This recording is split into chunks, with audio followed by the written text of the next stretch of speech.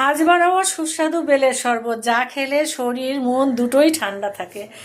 আপনারা দেখুন আমি কিভাবে বানাই। প্রথমে বেলটাকে ভেঙে নিলাম, এবার বেলের থেকে শাঁসটা বের করে নেব। বেলের শাঁসটা আমি বার করে নিয়েছি, এবার এটাকে ভালো করে চটকে নেব। স্বাদ মতন একটু চিনি দেবো। এবার চিনিটা দিয়েও ভালো করে একটু চটকে নিই। মাখা হয়ে গেছে, মানে এবার একটু সামান্য জল দিয়ে এর ভেতরে আঁশগুলো একটু ছাড়িয়ে নেব। আঁশগুলো ছাড়িয়ে ওদের দেখাচ্ছি। আমি বেলটা সুন্দর করে মেখে নিয়েছি, আর কিছুটা বীজ বা যা থাকে ভেতরে সেগুলো ছাড়িয়ে নিয়েছি। এইবার আমি এই দুধ দেবো। এই দুধটাকে সুন্দর করে জ্বালিয়ে নিয়েছি, জ্বালিয়ে ঠান্ডা করে নিয়েছি। এবার পরিমাণ মতন একটা দুধ দেবো।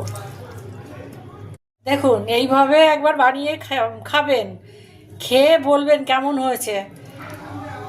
মানে এত সুস্বাদু কি বলবো, না খেলে বুঝতে পারবেন, একবার বানিয়ে খেয়ে দেখবেন।